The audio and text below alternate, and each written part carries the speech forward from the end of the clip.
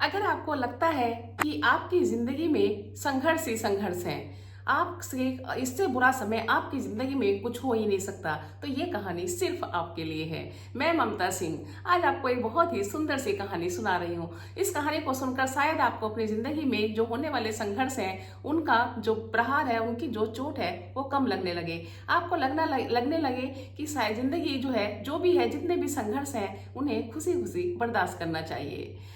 कहानी सुनाती हूँ एक मूर्तिकार की। एक मूर्तिकार था जो एक जंगल से जा रहा था।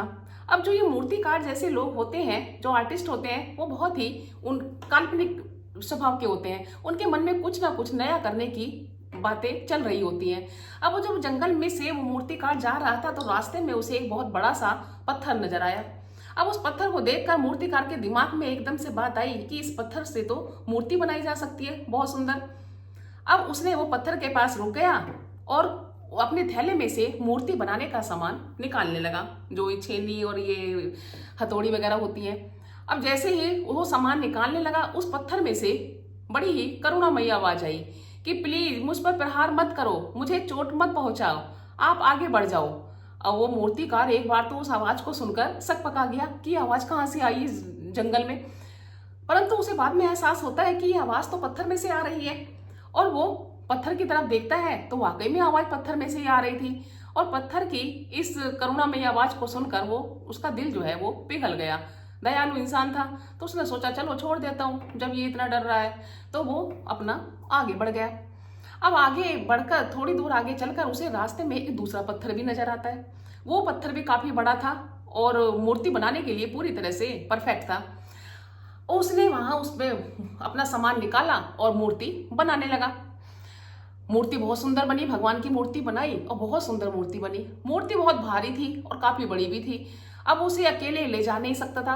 उसने सोचा कि बाद में आऊंगा और 3-4 आदमियों को अपने साथ लेकर आऊंगा और इस मूर्ति को बाद में ले जाऊंगा। और वो आगे बढ़ गया और एक गांव में पहुंचता है। गांव में पहुंचने पर जो गांव वाले हैं, उस मूर्तिकार को देखकर बड़े खुश हो जाते हैं। वो कहते हैं कि हम तो आपका ही इंतजार कर रहे थे।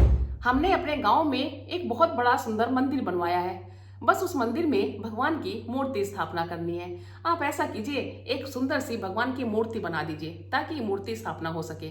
मूर्तिकार जो था बोला कि मैंने तो आपकी समस्या आपके कहने से पहले ही सॉल्व कर दी। मैंने जंगल में भगवान की बहुत सुंदर मूर्ति बनाई है, पर आप ऐसा कीजिए, मेरे साथ 3-4 आदमी भेज दीजिए और मैं उस मूर्ति को उठवा लाता हूँ। गांव वालों ने 3-4 आदमी भेज दिए और वो उन्हें लेकर वहां गया जंगल में और मूर्ति उठवा लाया। अब गांव वाले बोले, गांव की एक समस्या और है, हमें एक पत्थर भी चाहिए जिस पर नारियल तोड़ा जा सके, थोड़ा बड़ा सा पत्थर। मूर्तिकार बोला कि यह समस्या भी मानो सुलझ ही गई। मैंने एक पत्थर और देखा था जंगल में जो कि बहुत बड़ा था और वो नारियल तोड़ने के लिए पूरी तरह से परफेक्ट पत्थर है। आप ऐसा करो, 3-4 आदमियों को भेजो जंगल में और उस पत्थर को उठवा लाओ। अब ऐसा ही हुआ, 3-4 आदमी गए और उस पत्थर को उठा लाए, जो पहला पत्थर था जिस पर वो मूर्ति बनाना चाह रहा था। अब जो है मूर्ति स्थापना हो गई मंदिर में, और वो जो पत्थर है वो भी उस मूर्ति जो भगवान बने जो पत्थर था उसके पास में ही उस मूर्ति पत्थर को भी रख दे गया ताकि नारियल तोड़े जा सके उस पर।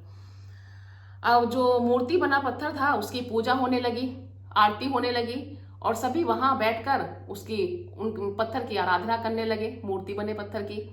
अब वो जिस पर नारियल तोड़ा जा रहा था, वो पत्थर बोला उस मूर्ति बने पत्थर से कि वाह भाई वाह, तुम्हारे तो बहुत मजे हैं, खूब पूजा वूजा हो रही है और आरती हो रही है और टीके सिक्के लगाए जा रहे हैं, तुम्हारी जिंदगी तो बढ़िया मौज मस्ती वाली चल रही है। दूसरी तरफ मैं हूँ जिस पर नारियल तोड़ा जा रहा है, सब आते हैं, चोट पहुंचाते हैं, प्रहार करते हैं और अपना चले जाते हैं।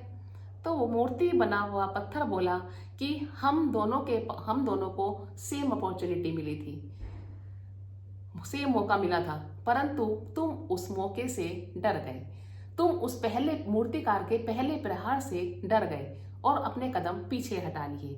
इसलिए तुम आज इस स्थिति में हो और मैं उस मूर्तिकार के प्रहार से नहीं डरा। जो भी परिस्थिति थी उस समय, जो भी प्रहार मेरे ऊपर किया जा रहा था, मैं उसे खुशी खुशी सहन कर गया, बर्दाश्त कर गया।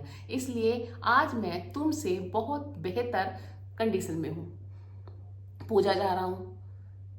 फिर उस पत्थर को अपनी गलती का एहसास हुआ और लगा कि जिंदगी में जो भी प्रहार मिलते हैं, जो भी चोट मिलती है, संघर्ष मिलता है, उसे हमें हिम्मत से बर्दाश्त करना चाहिए, खुशी खुशी बर्दाश्त सहन करना चाहिए।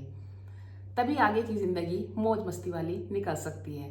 तो इसलिए आपसे मेरा निवेदन है कि जिंदगी में जो भी संघर्ष हो उन्हें हंसी खुशी बर्दाश्त कीजिए, क्योंकि क्या पता एक नई जिंदगी आपका स्वागत करे, एक नई जिंदगी आपका इंतजार कर रही हो। क्योंकि इन छोटे मोटे संघर्षों को पार करके ही हम एक पूरा जीवन जो है मौज मस्ती भरा जी सकते हैं। अगर हमने छोटे समय की मौज मस्ती चुन ली तो हो सकता है कि जीवन भर हमें लंबा संघर्ष करना पड़े, जिंदगी की मार सहनी पड़े, प्रहार सहने पड़े।